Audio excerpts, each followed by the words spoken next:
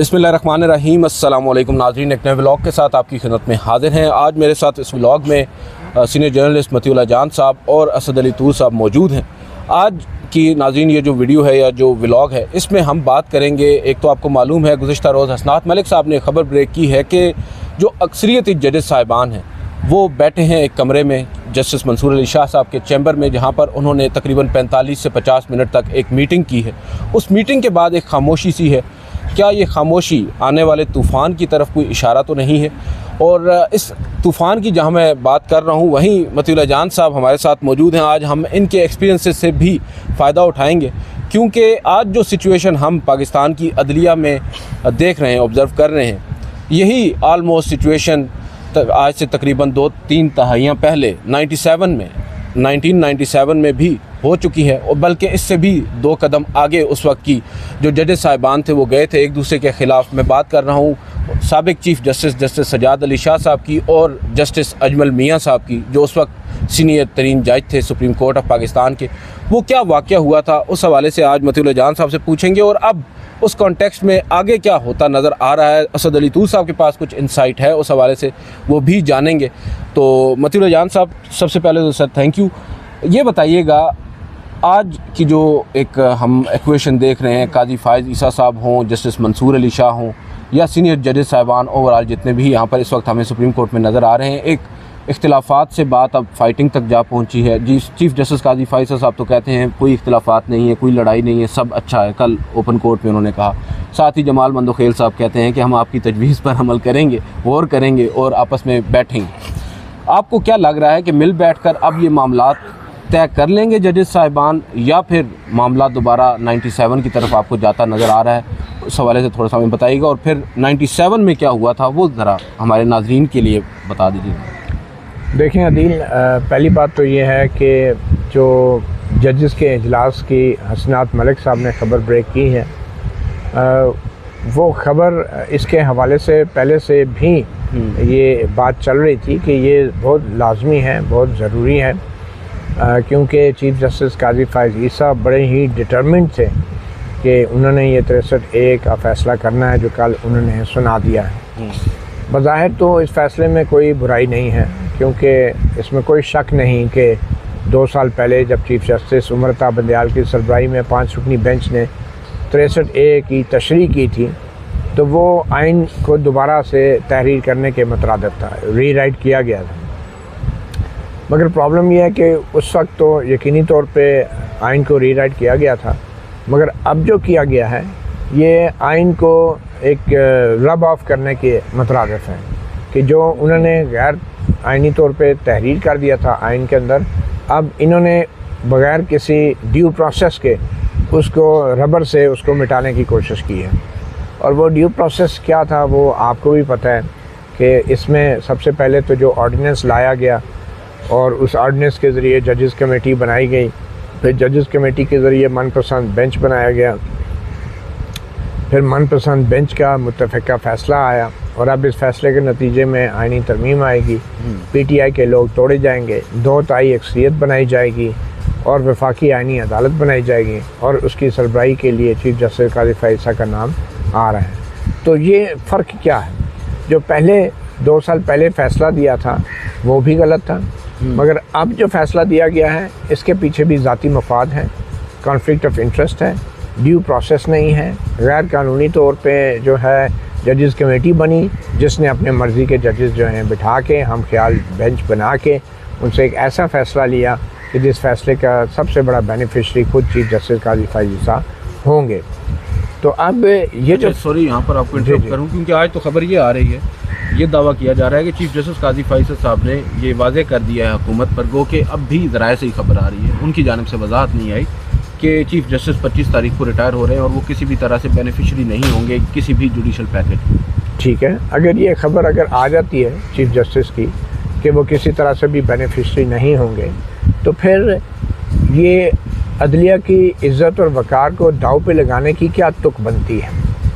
फिर तो उनको अपने अमल से साबित करना चाहिए था ना। अभी तक उन्होंने जो जो काम किए हैं 13 जनवरी के बल्ले के निशान के फ़ैसले से लेके दोबारा गिनती वाले केसों के फ़ैसले से लेके अब जिस तरीके से ये सदारती ऑर्डिनेंस को लेके जजेस कमेटी बना के बेंच बना के ये फ़ैसला दिया है, तो चीफ जस्टिस की किस बात पे यकीन किया जाए? अब तो वो अगर सच भी कह रहे होंगे ना, तो उन पर कौन यकीन करेगा? आपको याद है एक प्रेस रिलीज़ उन्होंने जारी कर दी थी सहाफ़ियों से गैर रस्मी मुलाकात के हवाले से जो खबरें छपी, तो उन्होंने कहा कि जो चीफ जस्टिस हैं, जो प्रेस रिलीज़ आई रजिस्ट्रार की, या मेरे ख्याल में डॉक्टर मुश्ताक थे जो उनके सेक्रेटरी, उनकी प्रेस रिलीज़ थी, नाम से आई। उन्होंने कहा कि चीफ जस्टिस जो हैं उनका ये मौक़िफ़ है कि वो अपनी ज़ात के लिए कोई एक्सटेंशन नहीं लेंगे। हाँ, अगर सबको एक्सटेंशन मिलती है तो तासुर यही मिला कि फिर उनको कोई एतराज़ नहीं होगा। सही है। तो उस प्रेस रिलीज़ के आने के बाद अब हमें ज़राए से अगर ये बताया जा रहा है कि वो चीफ जस्टिस रिटायर हो जाएंगे, तो ज़राए को क्यों इस्तेमाल किया जा रहा है? क्यों ज़राए को भी बदनाम किया जा रहा है? क्योंकि ये जो ज़राए वो आजकल इस्तेमाल कर रहे हैं वो पहले ही इतने बदनाम हो चुके हैं कि लोग अब उनकी खबरों पे यकीन नहीं करते हैं। तो बेहतर ये है कि एक और प्रेस रिलीज़ जारी कर दें। और प्रेस रिलीज़ तो काजी फ़ैज़ के लिए कोई मुश्किल बात नहीं है, वो तो कई प्रेस रिलीज़ें जारी कर चुके हैं। इवन के सुप्रीम कोर्ट के फ़ैसलों पर भी एक एक दो प्रेस रिलीज़ें। तो फिर इस पर क्यों एक जुमला लिख दें कि भाई मैं चीफ जस्टिस ने कहा कि मैं रिटायर हो रहा हूँ? क्यों नहीं कर रहे?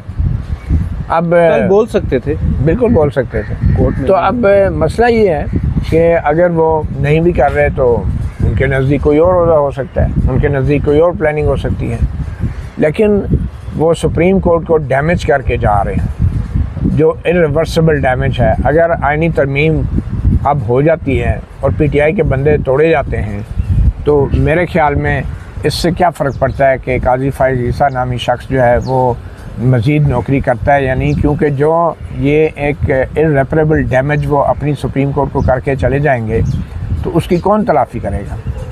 तो इसलिए मेरे ख्याल में चीफ जस्टिस की इन वज़ाहतों की अब कोई उससे फ़र्क नहीं पड़ता। तो वो जो बात आपने की थी जजों के इजलास की, जो हसनात मलिक साहब ने ख़बर ब्रेक की है, मेरे ख्याल में ये कुदरती रद्द अमल है, और अगर वो इजलास हुआ भी है तो फिर इसका फॉलोअप भी ज़रूर होगा।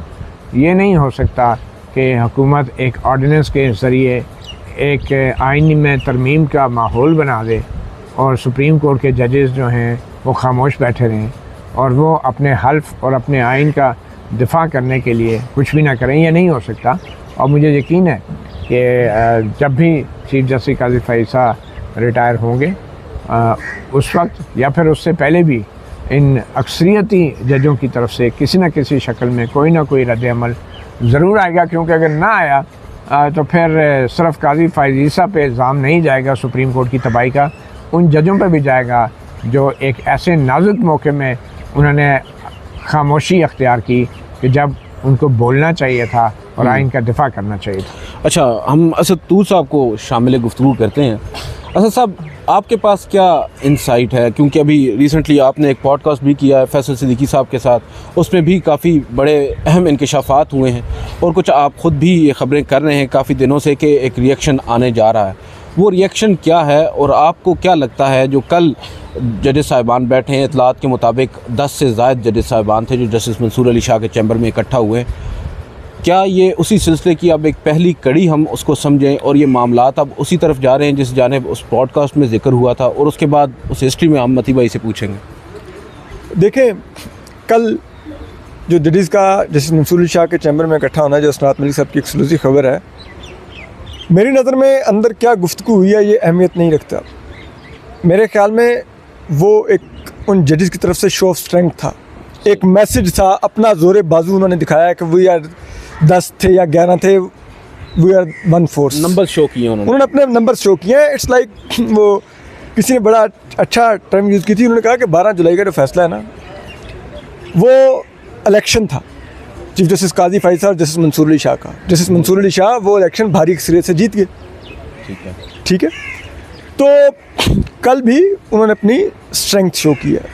वो पैगाम चीफ जस्टिस काजी फ़ैज़ के लिए भी है, वो पैगाम इस्टेब्लिशमेंट के लिए भी है, वो पैगाम जो इस्टेब्लिशमेंट की अब इस वक्त प्रॉक्सी हुकूमत है जो ये अमेंडमेंट लाने की तैयारी कर रही है, वो उन सब के लिए भी है कि ये चीज़ यूँ आसानी से आप नहीं सब कुछ रोंद के गुजर सकते। हम 10 या 11 जो भी हैं, हम अगर अमली इक़दाम लेंगे तो वी कैन टेक स्टेप्स। और दूसरी बात यह है कि फैसल सिद्दीकी साहब ने मेरी पॉडकास्ट में इसी जानिब इशारा किया था। उनका ये कहना था कि अच्छा प्लीज़ आप तो जो मैंने 2 रोज़ कबल जो फैसल सिद्दीकी साहब के साथ जो पॉडकास्ट रिकॉर्ड किया था, तो उसमें उन्होंने क्योंकि आपको मालूम होना चाहिए फैसल सिद्दीकी साहब बड़े वेल इन्फॉर्म लॉयर हैं। वो सिर्फ जिसे कहते हैं कोर्ट में मुकदमात नहीं लड़ते, वो कोर्ट के अंदर भी बहुत उनकी नज़र होती है और इनसाइट होती है, इनसाइट उनके पास होती है। तो फैसल सिद्दीकी साहब ने कहा कि ये जो जजेस हैं ये अभी जो रद्द-ए-अमल दे रहे हैं वो ख़त की हद तक है, और हो सकता है कि अब हम जिस एरिना में दाखिल हो गए, उन्होंने ये वर्ड यूज़ किया, उन्होंने कहा कि ये वो एरिना है जहाँ पर अच्छा सॉरी तो यार म्यूज़िक थोड़ी बंद कर सकते हैं, थोड़ी और कम कर दें। हाँ थोड़ी देर के 5-10 मिनट के लिए लाइक। अच्छा प्लीज़ आप। तो फैसल सिद्दीकी साहब ने एक वर्ड यूज़ किया कि अब हम उस एरिना में दाखिल हो गए हैं जहाँ पर 97 वाला टाइम आ रहा है। तो उन्होंने कहा अब यहाँ पर भी आप आने वाले दिनों में देखेंगे कि जजेस कोई अमली इकदाम भी लेंगे, और उनका इशारा था कि हो सकता है फुल कोर्ट बुला लें तमाम जजेस। उन्होंने ये जुमला कहा, उन्होंने कहा हो सकता है कि अक्सरियती जजेस ख़त लिखें चीफ जस्टिस को कि फुल कोर्ट बुलाएं, और फिर अगर वो नहीं बुलाते तो फिर वो जस्टिस मंसूर अली शाह भी बुला सकते हैं, और उसकी जानिब उनका इशारा था। उन्होंने कहा कि फिर वहाँ पे अमली इक़दामात होंगे, और उन्होंने कहा फिर वो टाइम आने का ख़दशा है जो 97 का था। और फिर उन्होंने चीफ जस्टिस काजी फ़ाइज़ा और उस वक्त के चीफ जस्टिस सज्जाद अली शाह की पर्सनैलिटी का कंपैरिजन भी किया। उन्होंने कहा ये बहुत दोनों सज्जाद अली शाह के बाद ये दूसरे हैं जो बहुत ज़्यादा सेल्फ राइशियस हैं, जो ये समझते हैं कि तमाम जजेस मेरे ख़िलाफ़ कंस्पायर कर रहे हैं और मैं सिर्फ उससे बात करूंगा जिसने मुझसे एग्री करना होगा, जो मुझसे एग्री नहीं करता मैं उससे बात नहीं करूंगा। उन्होंने चीफ जस्टिस काजी फ़ाइज़ा के लिए एक टर्म यूज़ की, उन्होंने कहा ये जुडिशल फंडामेंटलिस्ट हैं। उन्होंने कहा कि ये जिस तरह इस्लामिस्ट फंडामेंटलिस्ट होते हैं कि जो उनसे एग्री ना करे वो काफिर हो जाता है, तो ये जुडिशल फंडामेंटलिस्ट है कि जो जज इनसे एग्री ना करे ये कहते हैं कि उसने अपने हल्फ की खिलाफ वर्जी किया, यानी कि उसने जुडिशल ब्लास्फेमी किया, ये उसको काफिर करार दे रहे हैं। उन्होंने कहा तो ये बड़ा ही ख़तरनाक ये जिसे कहते हैं ना वो टेंडेंसीज हैं और बड़ा ख़तरनाक ये अप्रोच है, और चीफ जस्टिस काजी फ़ाइज़ा मेंटली तौर पर उस जगह पर पहुँच चुके हैं। तो उसके लिए अब दूसरे जजेस जो हैं वो फिर कितना अरसा इस चीज़ को देखेंगे, तो कुछ ना कुछ उनका ये था कि कोई ना कुछ अब अमली इकदाम होगा। और मेरे ख्याल में उस अमली इकदाम का ही पहला हिंट जो हसनात मलिक साहब की खबर है कि वो जजेस की मीटिंग हुई है जस्टिस मंसूर अली शाह के चैम्बर में, that is very very significant. चलें सर, ज़रा इसमें जो सतूर साहब बात कर रहे हैं ना कि फैसल सिद्दीकी साहब भी ये कह रहे हैं कि 97 वाली जो याद है वो ताज़ा हो सकती है, मामलात उस तरफ जा सकते हैं, बिगाड़ मज़ीद पैदा हो सकता है। और जैसा कि कंपैरिजन की बात कर रहे हैं, जैसे सज्जाद अली शाह और काजी फ़ाइज़ साहब की जो टेंडेंसीज़ हैं या उनका जो एक सेल्फ़ राइशियसनेस का दोनों में एक अंसर था वो बड़ा नुमायाँ था, और शायद वही वजह उस वक्त बना था जैसे सज्जाद अली शाह साहब के ख़िलाफ़ एक जुडिशल कूक है, और अब एक और जुडिशल कूक होता नज़र आ रहा है। आपको पहले तो ये बताएं क्या होता नज़र आ रहा है, और दूसरा हमें ये बताएं कि 97 का जो एपिसोड था उसको आज के साथ आप कैसे कंपेयर करेंगे या कंपैरिजन उसका होगा।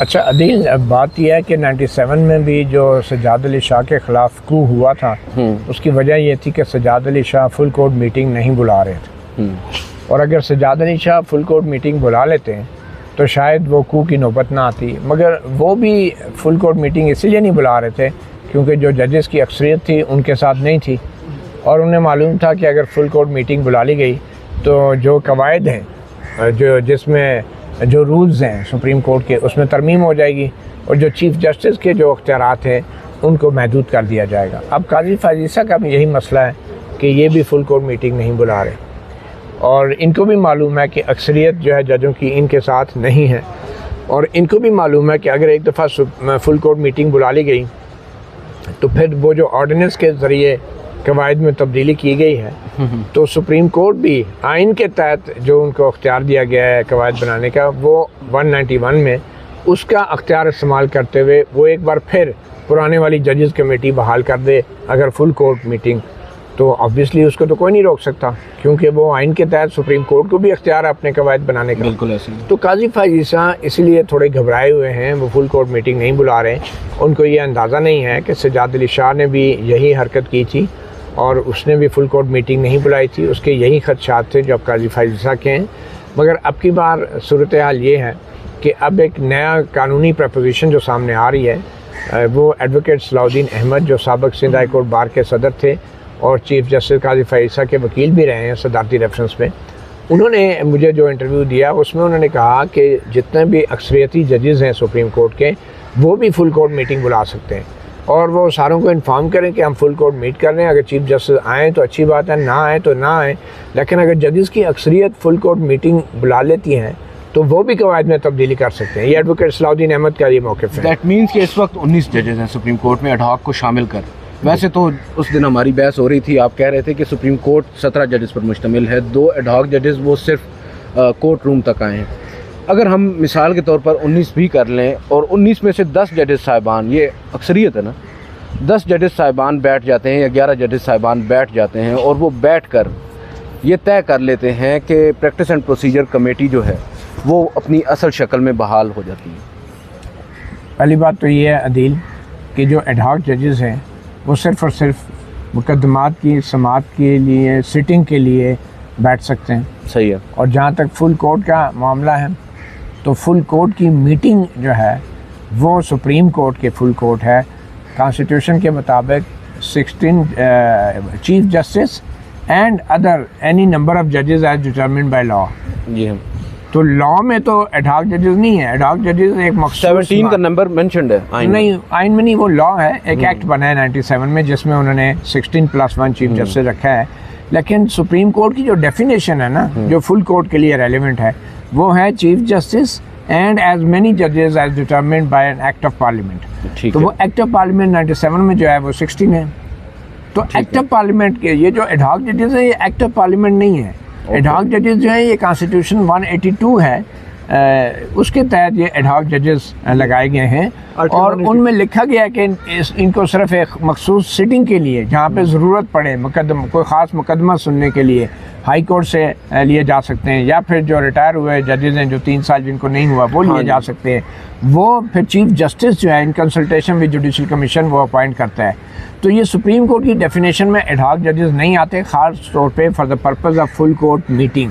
Full court meeting mean supreme court, और सुप्रीम कोर्ट की डेफिनेशन में जो है वो कॉन्स्टिट्यूशन में जो डेफिनेशन है उसमें एडहॉक जजेस नहीं आते क्योंकि उनकी अपॉइंटमेंट एक डिफरेंट शिक के तहत होती है। बट एनीवे, और जैसे मुनीब अख्तर की भी यही प्रपोजिशन है कि एडहॉक जजेस जो हैं वो फुल कोर्ट का, वजह से तो वो कमेटी का हिस्सा नहीं रहे, कमेटी का हिस्सा नहीं रहे। बट जो भी है, तो सिटिंग के लिए, एक मुकदमात की समाअत के लिए एडहॉक जजेस को आप बिठाते हैं, लेकिन वो भी जुडिशल कमीशन ने अगर एक डिसीजन ले लिया कि किन मुकदमात की समाअत के लिए, तो फिर वो डिसीजन भी जो है वो फील्ड में मौजूद है। तो पहले तो ये बड़ा क्लियर हो जाना चाहिए कि फुल कोर्ट का मतलब क्या। और अच्छा, अब अगर 17 जजेस ये बैठते हैं और काजी फ़ाइज़ फुल कोर्ट बुलाते हैं तो इन 17 जजेस में ऑब्वियसली काजी फ़ाइज़ के पास 5 या 6, ज़्यादा से ज़्यादा 6 हो सकते हैं। 17 में तो हमें नज़र आ रहा है कि 4 या 5 हो सकते हैं। तो अक्सरियत जो है वो दूसरी तरफ है। तो काजी फ़ाइज़ कभी ज़रूरत नहीं करेंगे कि वो फुल कोर्ट मीटिंग बुलाएं, हिम्मत ही नहीं करेंगे, क्योंकि उनको पता है फिर क्या होगा। और उनको ये अंदाज़ा नहीं है कि अब की बार ये सजाद अली शाह का दौर नहीं है। अब की बार जजेस ने जो है वो चीफ जस्टिस क्या मुल्क में है या नहीं है, उन्होंने अगर फ़ैसला कर लिया कि उन्होंने फुल कोर्ट मीटिंग बुलानी है, वो बुलाएंगे। क्योंकि जब तक फुल कोर्ट एक मीटिंग नहीं होती 10 की, 11 की या 12 जजेस की, तो फिर वो कोई तहरीर भी सामने उसका आने का जवाब नहीं बनेगा। तो होगा यही, और होना भी ये चाहिए कि फुल कोर्ट मीटिंग बुलाई जाए, चाहे और जैसे मंसूर अली शाह और दीगर जो अक्सरियत में जजेस हैं वो एक फिर अपनी एक स्टेटमेंट जारी करें और उसमें फुल कोर्ट मीटिंग में कवायद में अमेंडमेंट करें, ऑर्डिनेंस के तहत बनाई गई जजेस कमेटी को रिजेक्ट करें और उस जजेस कमेटी के क्या बनाए गए 5 रुकनी बेंच को भी रिजेक्ट करें और उस 5 रुकनी बेंच के दिए गए फैसले को भी रिजेक्ट करें।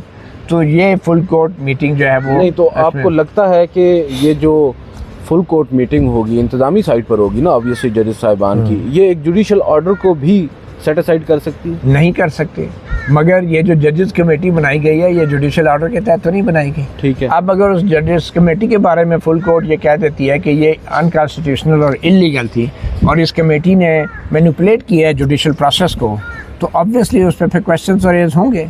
और ये जो जुडिस हो जाएगा नहीं, वो तो ओपन कोर्ट में आके डिसाइड होगा ना, ऐसे तो नहीं हो सकता। मैं यही कह रहा हूँ, मसला जस्टिसेबल हो जाएगा ना, लेकिन जब तक वो जस्टिसेबल होगा कोर्ट डिसफंक्शनल हो जाएगी। क्योंकि एक ग्रुप कह रहा है हम बैठते ही नहीं है, इस जजेस कमेटी को मानते नहीं है, तो दूसरा ग्रुप जो काजी फ़ाइज़ के साथ चंद जजेस हैं वो अपनी अदालतें लगा के काम चला रहे होंगे, तो बाकी जजेस ने अगर अदालतों में बैठना छोड़ दिया तो चीफ जस्टिस काजी फ़ाइज़ क्या करेंगे? तो इसका कोई रेजोल्यूशन तो निकालना पड़ेगा ना। तो मेरे ख्याल में एक क्राइसिस होगा, और 97 में भी यही हुआ था। मैं उस वक्त मैं कोर्ट रिपोर्टर था। बिल्कुल, मैं आपसे यही पूछना चाहूँगा, पर थोड़ा पहले से हमें पहले बताइएगा वजह अनाद क्या थी, उस वक्त हुआ क्या था, और फिर थोड़ा सा हमें डिटेल्स। देखिए, वजह अनाद यही थी कि सज्जाद अली शाह और नवाज शरीफ गवर्नमेंट में शदीद इख्तिलाफ़ात हो गए थे। और आपको अगर याद होगा कि ये एंटी टेररिज्म एक्ट में कुछ अमेंडमेंट की थी नवाज शरीफ गवर्नमेंट ने, और उसके अंदर कोई इंटेलिजेंस एजेंसीज़ का रोल उसमें डाला गया था। बाद में तो अब बाकायदा कानून का हिस्सा बना दिया गया। कोई इसी तरह की JITs बनी थी जिसमें सज्जाद अली शाह ने पॉइंट आउट किया था सुप्रीम कोर्ट ने कि ये कानून में तो ये चीज़ें हैं नहीं, तो उस पर इख्तिलाफ़ात हुए थे, उसको अनकॉन्स्टिट्यूशनल डिक्लेयर किया गया था। तो सज्जाद अली शाह और नून लीग की गवर्नमेंट में बड़ी तलखियाँ बढ़ गई थी। और उसके अलावा जजेस की अपॉइंटमेंट के भी कुछ मामला थे, बड़े सीरियस मामला थे। तो जस्टिस सज्जाद अली शाह और हुकूमत में उस वक्त ये टेंशन थी कि जस्टिस सज्जाद अली शाह जिनसे मुशावरत जो था वो उस वक्त के आइन के मुताबिक सदर ममलकत करता था, और वो मुशावरत जो थी सज्जाद अली शाह ने अल जहाद ट्रस्ट केस में कहा था कि वो मीनिंगफुल होगी, और वो जो एडवाइस होगी चीफ जस्टिस की वो बाइंडिंग उन्होंने करार दे दी थी। तो ये बड़ी एक टेंशन थी। तो उस पर हुआ ये कि जजेस के अंदर ग्रुपिंग हुई। नवाज शरीफ गवर्नमेंट जो चाह रही थी उस हवाले से, क्योंकि सज्जाद अली शाह पहले एक फ़ैसला दे चुके थे जजेस अपॉइंटमेंट केस में कि जो सुप्रीम कोर्ट का चीफ जस्टिस होगा वो सीनियरिटी की बेस पे अपॉइंट होना चाहिए। बिल्कुल, उस वक्त ये 18वीं ये नहीं थी कि सीनियर मोस्ट जज होगा, 18वीं तरमीम नहीं थी। तो सुप्रीम कोर्ट के उस फैसले के बाद जो था सज्जाद अली शाह ने कहा था कि ये जो फैसला है इसका मुस्तकबिल से इतलाक़ होगा, क्योंकि ख़ुद सज्जाद अली शाह की जो अपॉइंटमेंट थी वो बेनज़ीर ने की थी और वो सीनियरिटी की बेस पे नहीं थी। ठीक है, मगर बहरहाल जब इख्तिलाफ़ात हुकूमत में बढ़ गए तो बाकी जजेस में ग्रुपिंग हो गई, और जजेस न थे फिर उन्होंने मुख्तलिफ पेशावर में कोयटा में बैठ के उनको सज्जाद अली शाह ने दूर दूर फेंक दिया था, बेंचेस बना दिए थे मुख्तलिफ रजिस्ट्रीज में। तो वो मुख्तलिफ रजिस्ट्रीज में फिर पटिशनें आ जाती थी और वो उस पर ऑर्डर कर देते थे और क्या टेकअप कर लेते थे। सज्जाद अली शाह की अपॉइंटमेंट के मैटर्स डायरेक्ट टेकअप हो रहे थे। तो फिर एक मलिक असद केस था जिसमें पेशावर से शायद पहले ये ऑर्डर आया था सैयद सिद्दीकी साहब का कि उन्होंने कहा था कि सज्जाद अली शाह की अपॉइंटमेंट इलीगल है। और फिर जो पटिशनें दूसरी रजिस्ट्री में फ़ाइल होती थी तो सज्जाद अली शाह यहाँ से बैठ के कहते थे, उन्होंने ऑर्डर जारी कर दिया कि कहीं और रजिस्ट्री में पटिशन नहीं दायर होगी, सिर्फ इस्लामाबाद में होगी। ओके। तो इस तरह के फटे बहुत बढ़ते गए। तो फिर जब इतना हालात ख़राब हो गए तो एक वक्त सुप्रीम कोर्ट में इस्लामाबाद में मैं NNI की तरफ से रिपोर्टिंग करता था। सैयद सिद्दीकी साहब का अलग वो चीफ जस्टिस वो खुद उन्होंने टेक ओवर कर लिया, और दूसरी तरफ जो थे वो सज्जाद अली शाह थे, और 2 सुप्रीम कोर्टें बन गई थी। इस दौरान अजमल मियाँ साहब रिटायर हो गए थे? नहीं, अजमल मियाँ साहब का मुझे जहाँ तक याद पड़ता है वो या तो छुट्टी पे थे या कहीं बाहर गए। तो वो बाद में आए थे और उन्होंने जब क्राइसिस ख़त्म हुआ तो पहले भगवान दास आए, फिर नहीं वो ये मामला हुआ था 2001 में, बल्कि ये मामला हुआ था 97 का। ओके। तो अजमल मियाँ जो थे उस वक्त मेरे ख्याल में वो उस वक्त सिंध के चीफ जस्टिस या कोई इस तरह का मामला मुझे सही याद नहीं आ रहा। बहरहाल सैयद सिद्दीकी थे एक कोर्ट के चीफ जस्टिस जो मेरे जहन में है, हो सकता है मैं गलत हूँ, मगर मेरे जहन में यह है कि एक कोर्ट में बेंच नंबर 2 में सैयद सिद्दीकी थे और एक में सज्जाद अली शाह, दोनों की कॉज लिस्टें थी, दोनों ने अपने आप को चीफ जस्टिस शो किया हुआ था। इससे पहले एक और वाक़या हुआ था, अभी हम बात कर रहे थे कि उम्रे पे गए थे सज्जाद अली शाह साहब। हाँ, वो क्या था? वो यही हुआ था, फुल कोर्ट का मामला था कि सज्जाद अली शाह, और आपने हमें यही बताना है कि आपको खबर कैसे मिली थी वो? हाँ, सज्जाद अली शाह साहब उम्रे पे गए थे, उनकी जगह एक्टिंग चीफ जस्टिस ने हल्फ उठाया, तो उधर जजेस रिसेप्शन पे खड़े थे, कुछ हमारे दोस्त जर्नलिस्ट थे, रफ़ाकत अली थे, उस वक्त बाद में वो डॉन के लिए भी आए, उस वक्त मुस्लिम में होते थे, अलियास चौधरी थे जंग के लिए, तो अरशाद हुसैन खान साहब जिन्होंने बाद में मुशर्रफ के मार्शल को वैलिडेट किया था, वो हमें साइड पे ले गए और हमें बताया कि हम एक फुल कोर्ट इजलास बुला रहे हैं। अच्छा, उस वक्त हमें भी अंदाज़ा तो था कि फुल कोर्ट का मतलब क्या होता है। तो हमने फिर साइड पे बना के, मुझे याद है कोई अलग से मेरे से बात हुई थी, तो वो मैंने NNI से फिर वो ख़बर ब्रेक की थी कि ये फुल कोर्ट का इजलास बुला लिया गया। तो अगले दिन जब सुबह सुबह अखबारों में छपी तो सज्जाद अली शाह जो है वो उम्रा छोड़ के ना अगली फ़्लाइट से वापस कराची उन्होंने लैंड किया और आते ही उन्होंने स्टेटमेंट दी कि अब मैं आ गया हूँ, अब मैं मुल्क का चीफ जस्टिस हूँ। यानी कि फुल कोर्ट इजलास को रोकने के लिए सजाद अली शाह साहब उम्रा छोड़ के वापस आ गए थे। काजी साहब तो उम्रा करने ही नहीं जा रहे। तो काजी साहब अगर जाएंगे तो एक्टिंग चीफ जस्टिस का रोला पड़ेगा फिर। तो काजी साहब भी उसी तरह बंधे हुए जिस तरह उमरता बंदयाल बंधे हुए थे। वो नहीं गए थे, वो नहीं गए थे। तो उमरता बंदयाल भी नहीं बाहर जाते थे। नहीं, काजी साहब ने एक दफ़ा रिस्क लिया जब सरदार तारिक मसूद साहब बने थे, जब सीनियर तरीन थे। तो बहरहाल अब नहीं वो ये रिस्क ले सकते। तो उस वक्त भी यही हुआ कि सजाद अली शाह उम्रा छोड़ के वापस आ गए और फुल कोर्ट मीटिंग नहीं होने दी गई। ओके। तो फुल कोर्ट जो है ये कोई अदालत में नहीं बैठती।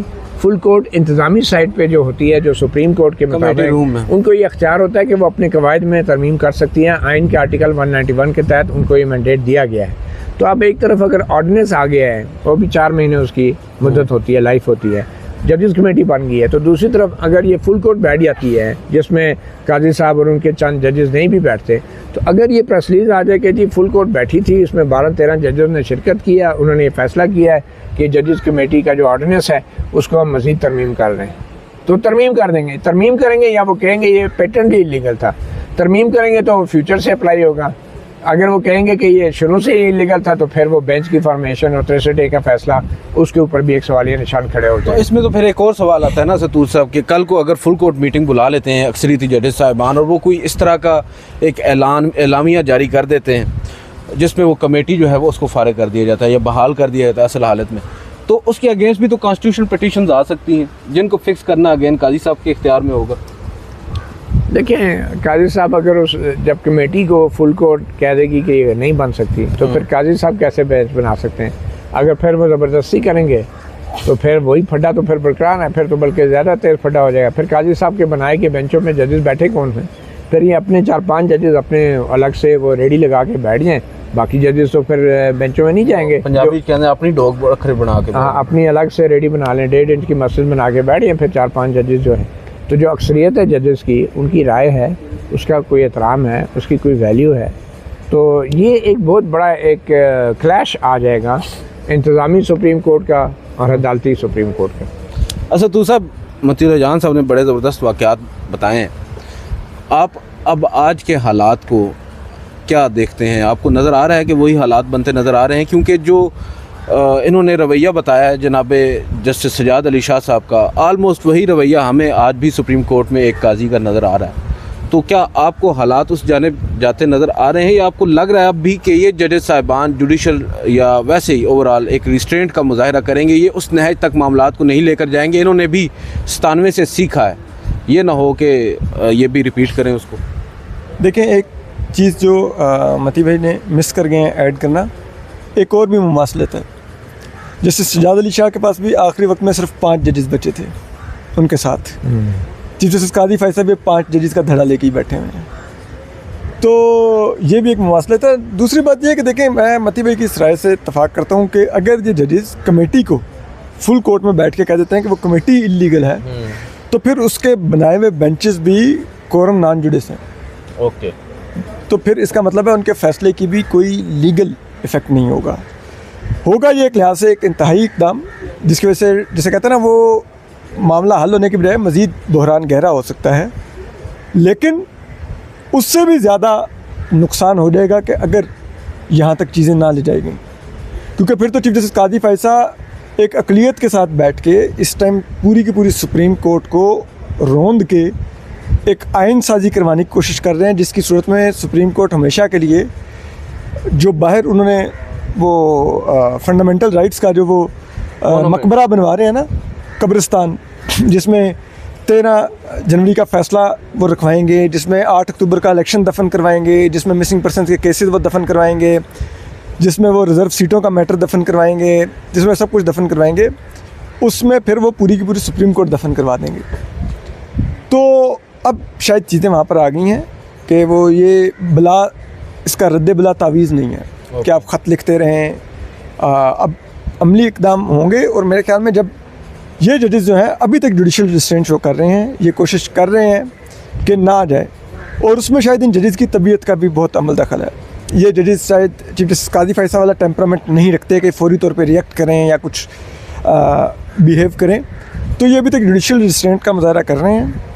अगर किसी ने थोड़ा एक स्टेप आगे आके, और वो भी उनकी तबीयत से मुताबिकत रखता है, कुछ किया है, तो वो जस्टिस मुनीब अख्तर हैं, जिन्होंने अपने ख़त में कहा कि चीफ जस्टिस काजी फ़ैज़ का जो ख़त था वो खुद सताइशी और घटिया मुहिमबाजी का एक नमूना था।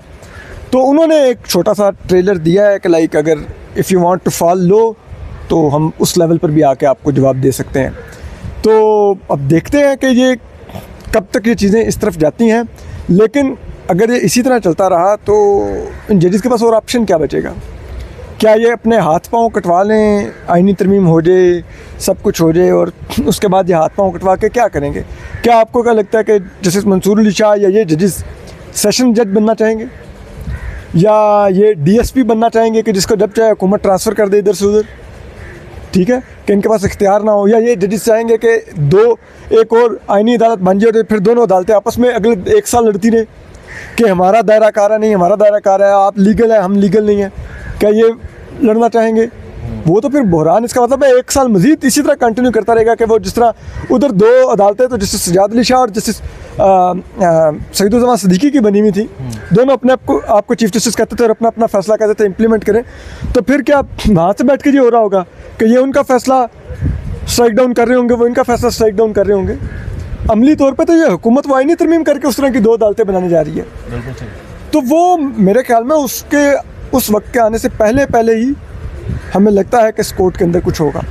लेकिन आपने सुना नाज़रीन असद अल-तूर साहब को, मतीउल जान साहब को, मैं एक छोटी सी चीज़ ऐड करूँगा कि असल मसला जो है वहाँ से शुरू होता है कि जब हुकूमत सदारती ऑर्डिनेंस लाती है, और ये सदारती ऑर्डिनेंस वैसे ही था कि जैसे एक बहुत बड़ा महल है, उसका एक छोटा सा ताला है, रास्ता उधर से ही जाता है, लेकिन जो उस ताले को खोलेगा महल उसका होगा।